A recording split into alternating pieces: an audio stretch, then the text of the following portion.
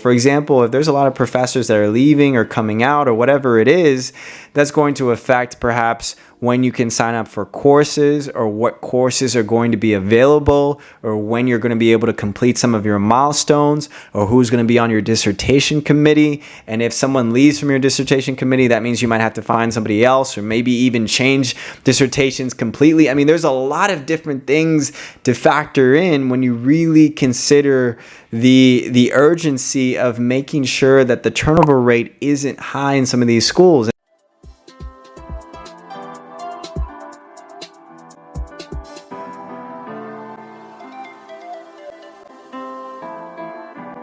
What is up, fam? Welcome back to the channel. My name is Phil Sarpal, and this is Phil's Guide to PsyD. This channel is dedicated to all things psychology, wellness, and graduate school. Today we're going to be talking about 5 red flags that you should be aware of before applying to some clinical psychology programs. Now, the reason that I'm making this video is that a lot of you guys have been asking me questions about what are some things to be aware of before you apply. When you apply to certain clinical psychology schools, you typically have to pay an application fee. Now, if you're applying to 5, 10, 15 schools, these application fees can really rack up a lot of money. And so you want to be really strategic in terms of what schools you apply to, because it's not just about applying to the best schools, but you really want to apply to the best schools for you in terms of what is going to be the right fit. Now, there are going to be some things that you can do to rule out some schools for what school to apply to when it comes to clinical psychology schools, whether PhD or PsyD. Now, the number one thing that I would look at, and actually I'll go from 5 to 1. We'll start at number 5, but the first thing that I would look at is the attrition rate for these schools. In other words, what is the percentage of students that are dropping out of these programs? Now, attrition rate doesn't really tell you a whole lot because there's a number of different reasons why someone might leave the program. But if you can see a consistent pattern, so when you go on a school's website, you will see that they have data for like the least the last 5 to 10 years of their program, and they're going to show you the attrition rate. If the attrition rate for schools is high every single year, there might be a certain pattern that might be happening, and it might be really important to figure out what exactly is going on. Why are they losing so many students on a year-to-year basis? Now, again, there could be a number of reasons why students will stop the program. Maybe they want to change to a different career, or maybe they realize that clinical psychology isn't for them, or they do something else, or whatever it is, right? Maybe sometimes it's health-related reasons. Sometimes people will stop the program and then come back, and so it gets a little bit tricky in terms of why people are stopping.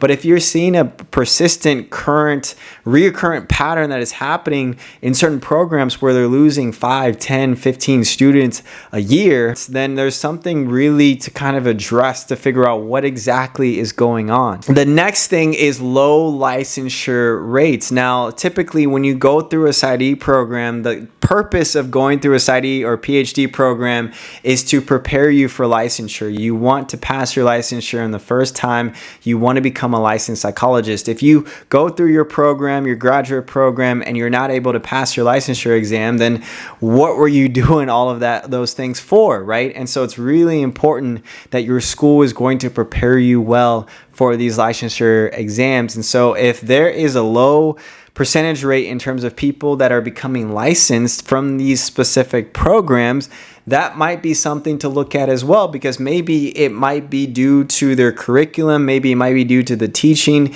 maybe it might be due to maybe some outdated practices of what they're teaching. I have no idea, but that is your job to kind of investigate exactly what is going on for those particular programs. The third thing that you can look at is the turnover ratio in professors. Now, this might be a little bit tricky to figure out, and this is a question that you can maybe even ask your committee members when you get an interview, and this would actually be a really good question to ask, is what is the turnover rate for some of these professors in this program? Are professors coming in and going out? Have there been people there that have been there for a very long time? Typically, not always the case, but typically if there are people there that have been there for a long time, that is a good indicator that they, to some extent, like their job, they like where they're at, and they enjoy what they're doing. But if there's a lot of turnover rate, for example, if there's a lot of professors that are leaving or coming out or whatever it is, that's going to affect perhaps when you can sign up for courses, or what courses are going to be available, or when you're going to be able to complete some of your milestones, or who's going to be on your dissertation committee. And if someone leaves from your dissertation committee, that means you might have to find somebody else, or maybe even change dissertations completely. I mean, there's a lot of different things to factor in when you really consider the urgency of making sure that the turnover rate isn't high in some of these schools. And again, once again, it's going to be hard to figure out. Sometimes on the website, they will show that this professor has been here for X amount of years. Sometimes they won't show that. But if you do go into an interview, I would encourage you to ask that question of what is the turnover rate for some of these faculty members and these professors, and how long typically are they here for? The next red flag is trying to figure out if there are current students who like the program. Now, even if you don't have a clinical psychology interview, typically when you have interviews, you will get access to some of the current students and you'll be able to ask them questions.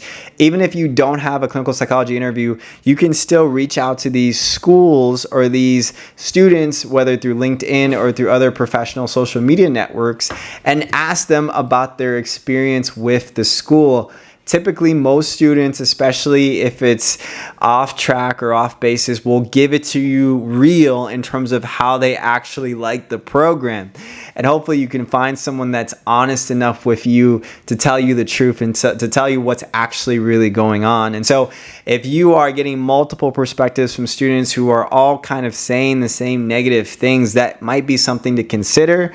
Or if you're getting a lot of positive views, or maybe you're getting some mixed reactions, it might help sway you from one side to the next. The fifth thing is high tuition. Now, here's the thing. Typically, high tuition, you're going to see high tuition in very prestigious schools, maybe in the top 5, top 10 CID or PhD programs.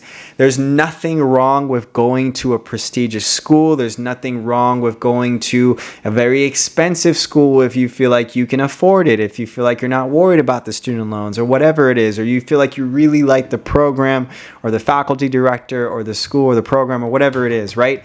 There are a lot of different reasons to factor in why you should go into a very high tuition rate school. One thing that I do want to be honest and candid with you guys is that it doesn't necessarily matter what PsyD or PhD program you go into. As long as it is accredited and as long as it has some of the things that I mentioned, or doesn't have some of the things I mentioned, if they have a good attrition rate, if they have good licensure rates, if they have a low turnover, if the students like it, if it's close to you, if you feel like you mesh with the faculty director, it has the research interest that you're looking for, right? If it's a good fit for you, then by all means, go for the school. But if you are just going to a program because it's very high prestigious, which could mean that it has a lot of really high tuition, that may not be the best reason, because honestly, it's not going to matter that much when you graduate. When you graduate, there's a lot of hospitals and academic medical centers and VAs who are not really going to care that much from where you graduate. All they want to know is if you are licensed and you have the experience to match with the position that they are offering. So if they're offering a health psychology position or a primary care position, they want to know, are you licensed and do you have that prior experience, whether in your externships or in your practicum sites or your clinical rotations. They don't care that much what school you go into. Now, if you went to a very prestigious school, that might look pretty good on your resume or your CV, but it's really not going to matter that much, especially because typically sites are going to hire from all over. They're going to hire from high prestigious schools to not high prestigious schools. As long as the program is accredited, that's really all they care about. And here's the thing, whether you go to a prestigious school or you don't, it doesn't really matter too much in terms of salary, because if you're hired by the same company or the same hospital or the same mental health community center, you're going to get paid the same. They're not going to pay people who went to prestigious schools or people who went to really high-rated schools more than other psychologists. If you're a psychologist, you're on the same level as everybody else. If you've been working for 5 years, you're going to get paid typically what they would normally pay for someone with 5 years of experience. So that is something to take into consideration. Now, that doesn't mean that if you go to a prestigious school that you can use that to your advantage to get into some networking and maybe to get into some higher paying position jobs after you graduate, but that's not necessarily guaranteed, right? And unless you're maybe going for a private practice who that private practice person went to the same school as you and is willing to pay you more, then maybe, okay, right? You have some connection there. But again, if you're just going to work at a typical mental health community center or a hospital, you're going to get paid what everybody else is getting paid, regardless of if they went to a prestigious school or a high tuition school or a low tuition school. And so what I would do is that I would encourage you to really consider what are the things that are the most important for you and what are the things that are going to be the most beneficial for you, not just short term, but also long term as well. So hopefully all that makes sense. If you guys have any questions, put it down in the comment section below. If you have not already, like this video, subscribe to the channel, and I will see you guys in the next video.